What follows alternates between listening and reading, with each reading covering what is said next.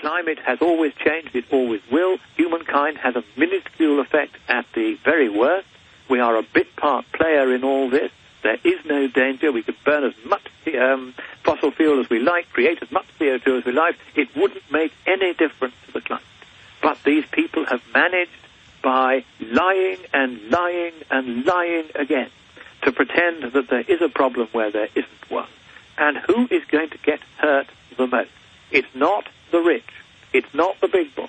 It is the working class, the people who voted in their millions. President Obama, who voted in their millions for Kevin Rudd in Australia, who voted for Gordon Brown. It is the working And we know. people.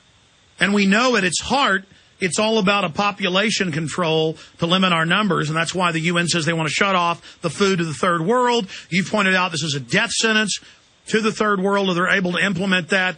And in closing, obviously it's circumstantial. They always use unusually hot weather, which is really normal in certain biosphere areas, as to say, oh, look, it's hot, or oh, look, there's a dust storm. Certainly, if they would have chosen global cooling as their fear-mongering, they would be using the news now that we see massive deaths in India from record cold in D.C., record snowfall, record cold in areas of Europe, record cold in the last 100 years around the globe, because as the satellite and ground data shows, cooling for 9 years, leveling out in the last 14, correct? That's exactly right. The last 15 years has been no statistically significant warming, and this winter is likely to be one of the coldest 6 winters of the whole of the last 100 years. Now, of course, one bad winter doesn't make a trend, but we have now had 3 bad winters on the trot in the Northern Hemisphere. We've had 3 bad summers on the trot, certainly in the United Kingdom. I don't know what it's been like in the States. And so certainly we're not getting the pattern of relentless, rapid warming, which is what the models predicted. Now, of course, again, they will say that a short trend isn't necessarily the same thing as a long trend. You can get downtrends even in an uptrend. Yes, you can, but it's now becoming apparent that over the last 30 years we simply haven't seen anything like the warming that the models have predicted. They have got it wrong exactly as we all said they had, and there's now no denying it, and yet they are cruelly killing off the jobs of working people throughout the Western world.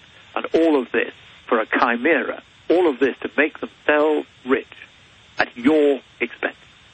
And, of course, they also sell it as if they want to help the third world, but their own admissions, this would kill tens of millions a year who are on the verge, on the edge of starvation. This is a death sentence. It already is killing tens of millions.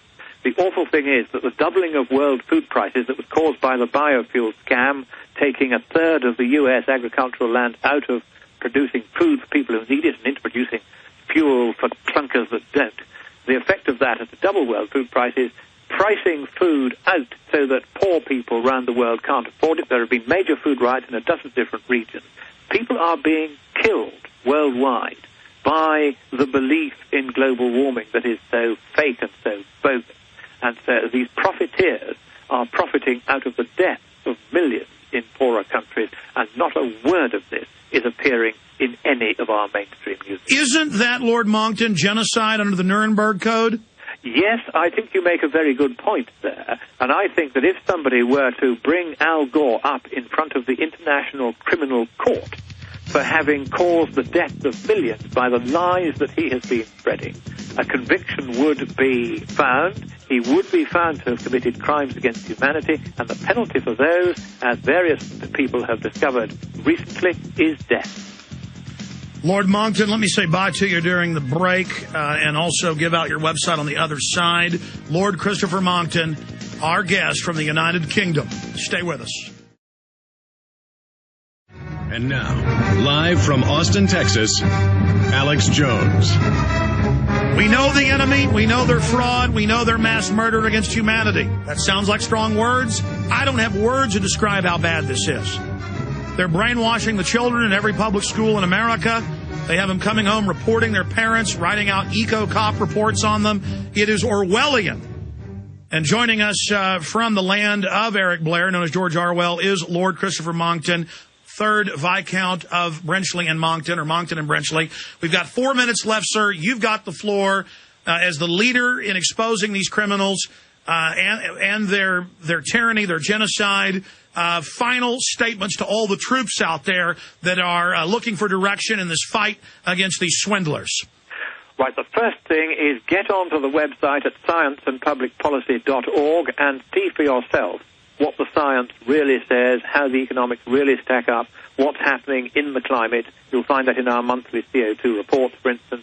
There's a whole segment called Monckton Papers where I've written for the layman about the science of climate change so that you can see for yourself that when I say there isn't a problem with the climate, we're not causing global warming, you'll realize I'm not just making it up. There is massive evidence, overwhelming evidence now, that there is no climate problem. That's point one. Point two, you can see from the draft Copenhagen Treaty of September the 15th, which I revealed to the world on October the 14th, that they were trying to set up a world government using this climate scare as a Trojan horse to get people to submit. You must not submit.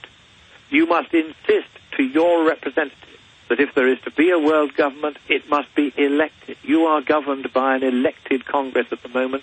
Do not allow your president to hand your democratic rights away to a world government that has the power to order your elected Congress about. That's not what your constitutional founding fathers wanted. So you must stand up for your constitution. The next thing you must do is rally around the working people who are the people who are now beginning to suffer as a result of this global warming maniac scare. Working people who lost the jobs in that aluminum smelter. Working people who lost their jobs because they would have been digging coal to supply 157 coal-fired power stations that haven't been built. They would have been running those power stations. Those power stations, in turn, would have been providing the factories that would have allowed your economy in Texas and elsewhere to grow.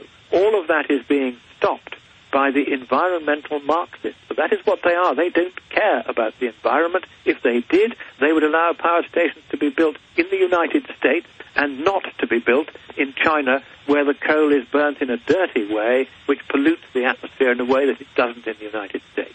All of this has nothing whatever to do with the environment. You should understand that.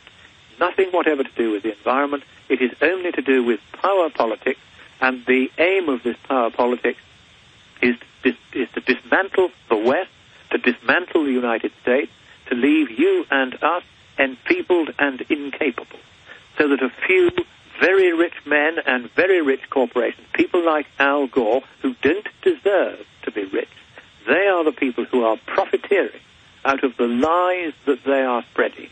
And you must help to, if you find them telling lies, complain to the police. The police are beginning to take an interest in this fraud now. Complain to the police if you think you're being lied to. Just go into your local police station and say, I've had enough of this. Look what it's costing in jobs and in money and in taxation. Complain to the police and make them investigate. They have a duty to investigate fraud, and a fraud is what this is. It's the biggest fraud that's ever been perpetrated on the world, and you must fight it or you will go under. Well said, well done. Thank you so much, Lord Monckton, for your leadership in Copenhagen as we blew up one of their larger capital ships. But the fight is still on. But we're learning that we can't have victory because we have the truth. All they have is fraud, lies, corruption, and genocide. Scienceandpublicpolicy.org. We'll talk to you, sir, when you get back from Australia. Thank you so much for your time. A real pleasure, and thank you.